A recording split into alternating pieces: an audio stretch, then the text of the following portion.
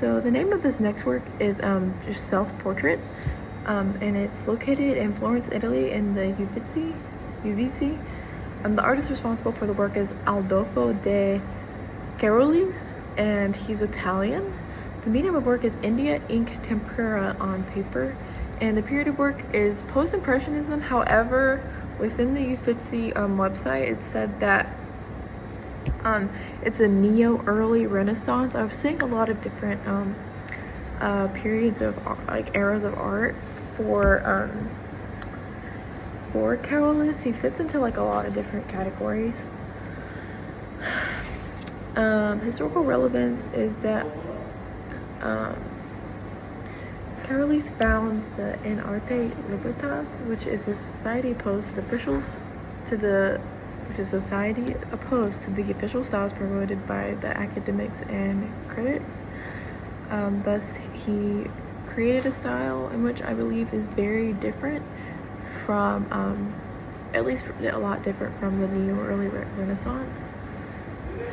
And I don't know how long it took to create. I couldn't find that, but it is dated as 1904. And once again, the work is important because he wants to like go against the norm essentially, and you can really see that because he doesn't really fit into one category, and he's just kind of doing his own thing, which I think is really cool. A defining characteristic of the work is the very distinct brushstrokes. It really brings your eyes in. It kind of reminds me of Van Gogh, which I will get to later.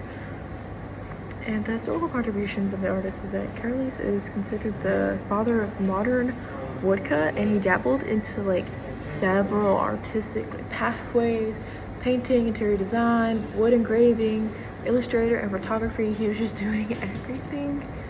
And a personal observation is I think it's interesting how like big his head is compared to his shoulders. Like his head is like huge and his shoulders like this small, which I thought was pretty cool. I chose this work because while I was walking through the Uffizi, it kind of just like jumped out at me. Like he was like staring me, my soul. And then I noticed his giant head and I was like, I think this could be a good video.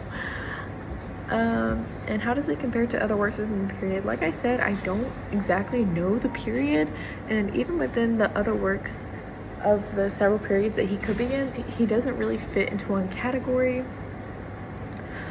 However, like I said, I think like the very intense brushstrokes and the way that he forms the characters really remind me of Van Gogh.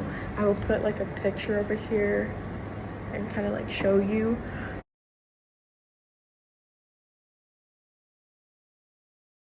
how it reminds me of it. And a fun fact is that Carolis married one of his models in 1902.